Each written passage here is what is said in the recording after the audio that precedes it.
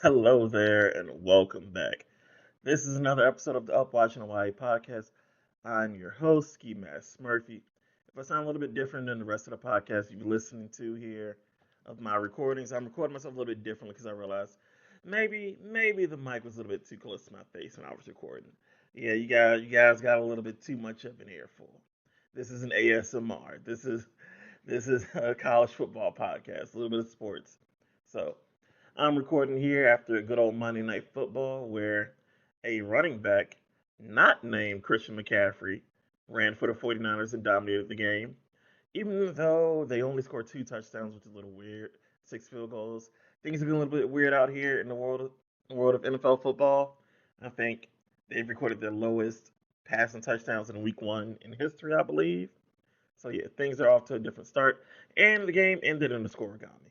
So that's one good thing. It's the 1,085th unique final score of an NFL game. So at least that's something to celebrate beyond the amount of low scoring we've been having in the passing game. I guess defenses have gotten smarter, but the NFL is not the topic of this episode nor of this show.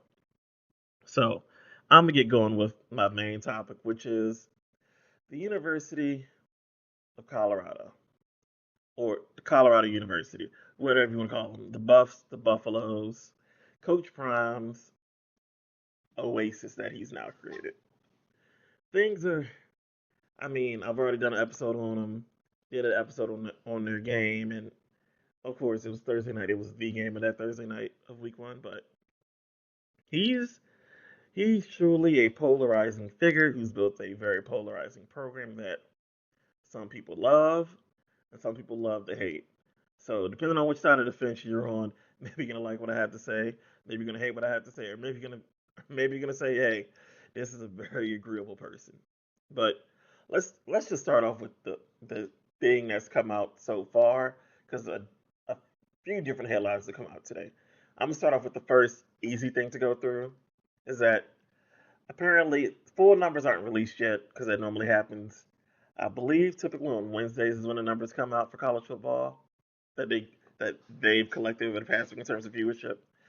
And right now, the numbers being spotted are that Colorado versus Nebraska averaged at 6.3 million viewers, which objectively is an insanely high amount, given that the game was played on Saturday in prime time with the rest of everyone else. So they had competitors and everything. So 6.3 million viewers for a game where neither team is ranked, nor we're getting any AP votes in the AP poll. 6.3 million viewers lets you know that, hey, Dion gets eyes. He's good for money, for branding, for college football. Love him or hate him if you want him to be the villain or the hero. He brings people's attention. That's one thing that's objective. Because let's put it this way, okay. A big rivalry game in Miami versus Florida in week one, that was a game that garnered, let me see, 6.3 million viewers itself as well. So, comparatively, you got a game between two teams who aren't really rivals of one another. Well, very old, long ago, they may have been when both of them were in the Big 12, when Colorado and Nebraska were both in the Big 12, which Colorado's now come back in Nebraska's. They're never coming back, probably. But that versus a game between two in-state rivals, which has a very long history. And at least one of the teams were ranked coming in had a very hyped up quarterback prospect with Cam Ward for the University of Miami. That game garnered similar viewership, and Florida State versus Georgia Tech was lower in week one. Let me see, Penn State versus West Virginia averaged only 3 million viewers. So, yeah, you're talking about games with big fan bases that couldn't garner the same thing that Coach Prime could do. Even in week one, Coach Prime on a Thursday night football game got 4.8 million viewers against North Dakota State. So objectively, that's one of the things that came out that is like, hey, you like him or not, you gotta say, hey, he has figured out how to draw numbers on television. That's the first little bit of news that Oh, that's the first little bit of news that has come out of this first part of the day. Now, the other bits of news that have started coming out are interesting. I guess I'll get to one bit of news. Well, less news, more of analysis. And that is Colorado. It became apparent in the Nebraska. Colorado's running an air raid offense, but for some reason, it feels like they're not running it correctly, which is one thing. That's one thing. It's like you're not. It doesn't feel like they're running it correctly because I believe this game they only had this past game they only had 5 carries by the running backs, which is dreadful to be honest. If your running back's only getting 5 carries, it's gonna show. If everybody knows you're just gonna drop back and pass, doesn't matter how good your O line is or not. If we know you're only passing, our D line just gets to pin their ears back and have themselves a jolly good old time, which is what in Nebraska. That's what they did to Colorado. And what else can I say about that? I mean, their coach last year drew up an air raid like offense, which really does benefit Shador Sanders, the quarterback, benefits how he functions. It really does. And then and then they sort of demote him, then they get rid of him. And now their new coordinator is coming in and trying to do a similar thing, except the coordinator really had no experience running the air raid scheme. And so they're sort of like running a broken air raid scheme currently, and it's not working. And I would say the biggest thing that I would say that's probably going to completely blow up in their faces is if you know the history of the Big 12, you know that's where damn near the air raid offense was halfway born. And for the good part of over a decade, the air raid offense ran amok through that conference. You're talking about the Kyler Murrays, the Baker Mayfields, the Graham Harrells featuring Michael Crabtree, the Patrick Mahomes.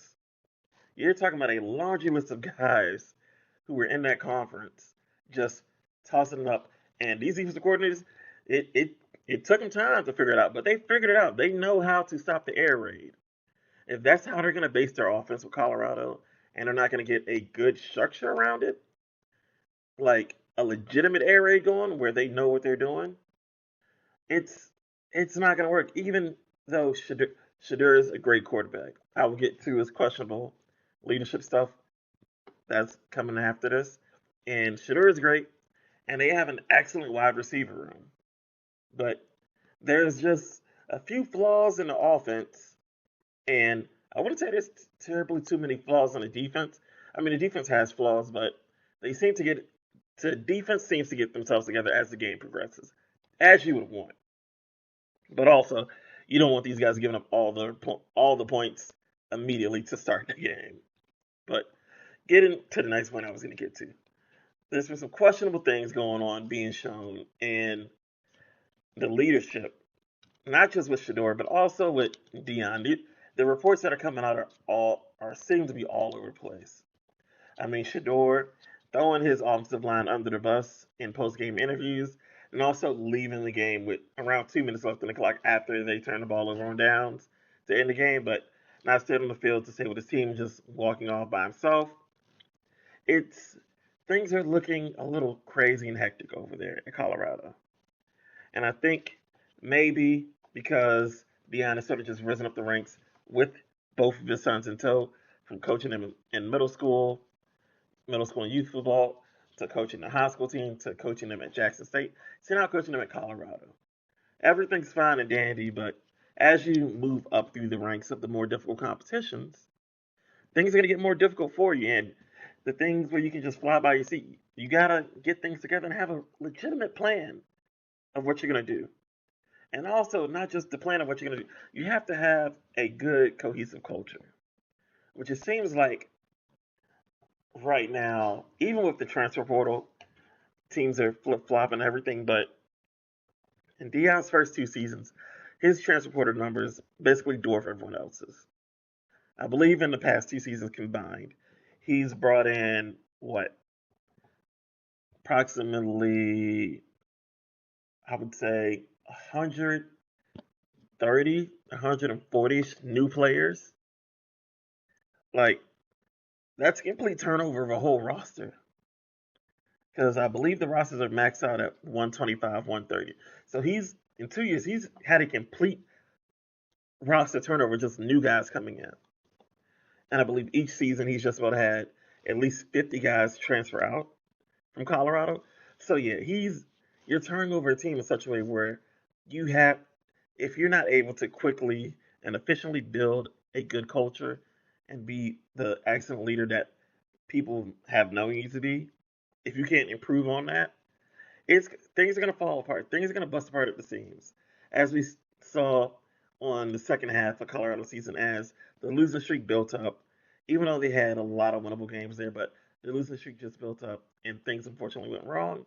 But we're starting to see those cracks early this season, and Shador not being able to act in a way that you would expect the quarterback to be, especially one who's being touted as a first round draft pick, is something that's a little bit disappointing, especially coming from the sense that everyone, Shador was what, a 4-star prospect, I believe, coming out of high school, goes to Jackson State, and then people were still saying, even at Jackson State, like, oh yeah, we see him as a day two draft pick, which means second or third round, which is pretty high for FCS quarterback to be touted.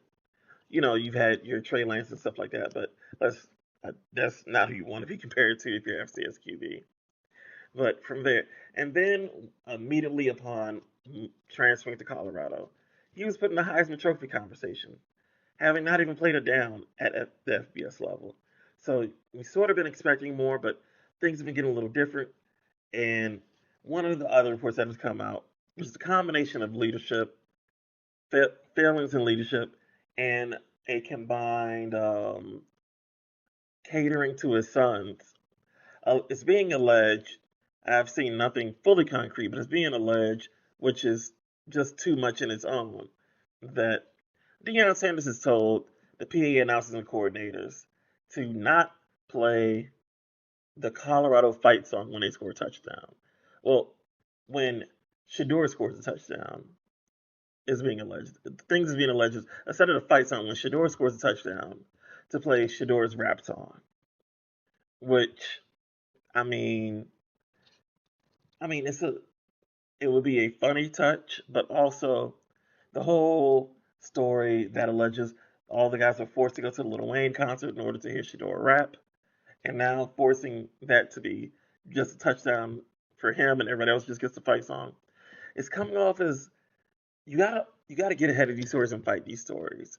You gotta do things and interact in a way where people aren't easily able to paint you as a bad guy or as this crazy character. I mean, you do have the situation that he had with the report, I believe was from CBS for their national online articles, and that they ranked him as the second worst coach in the Big 12, which I mean, as a as any coach would be, you would sort of take offense to that, especially I believe three other coaches in the conference are first time head coaches. So, I mean, that would be something to take offense to. And that's when he said, to the beat reporter, he's like, hey, I respect you. I love you. It has nothing to do with you.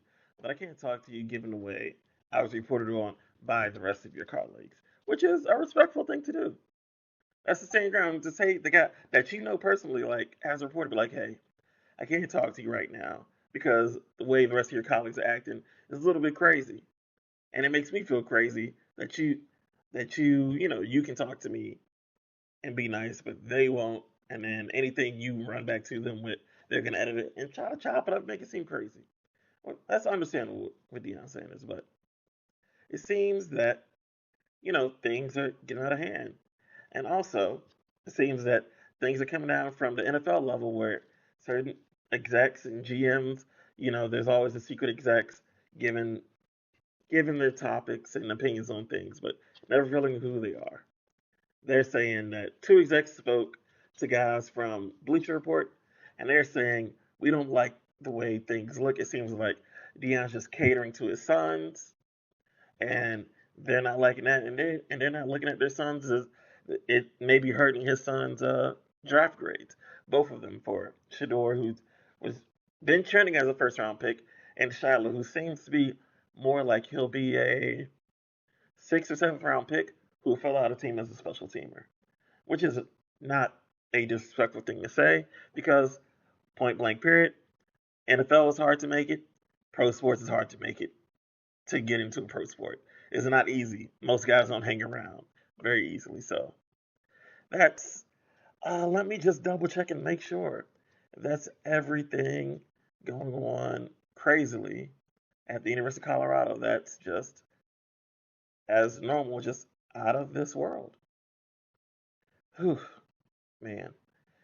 Hopefully, I'm not talking about Colorado every week because I don't want to keep beating a dead horse. But hey, last year during the first month, during all of September, Colorado accounted for 25% of all of ESPN's social media engagement, which, if you know the whole total world of sports, especially during the fall in September, you got playoff pushes in MLB. You have the playoffs of WNBA. You have the lead up to the NBA. You have F1 going. You have NASCAR going. You have the NFL going. If I didn't mention NFL already, so for one team, one program to account for 25% of all of the worldwide leader in sports, their global total social media engagement, it lets you know, hey, it's crazy. He draws a lot of attention. I may talk about him again, but I don't want to talk about him again. At least for this week. At least I don't want to talk about them until at least they play their game, which I'm double checking to see. Uh, ugh. Well, given how things went last year, I may talk about this game because this is a rivalry game with Colorado State, and they're at Colorado State this year, so shit might pop off. Shit might pop off. I may be talking about them again. But for now, we're just going to leave it. Hopefully, I'm not going to be having a damn near weekly Colorado segment slash episode. But this is the Up Watching Hawaii podcast. I'm Ski Master Murphy, aka OG Smurf 826. I appreciate you for listening and coming back and subscribing or whatever it is that you do to help this podcast move along. I appreciate it. Starting this thing from the ground up is tough. It's very tough. It's not as easy as people think, especially when not having a partner. I have no one to have a conversation with. So I'm having a conversation with myself, which is having a conversation with you. I'm talking to the void, which eventually gets to you. So if this message gets through the void to you and you like it, subscribe, come back again, and just show some support. I appreciate it. Love you all. You all be good.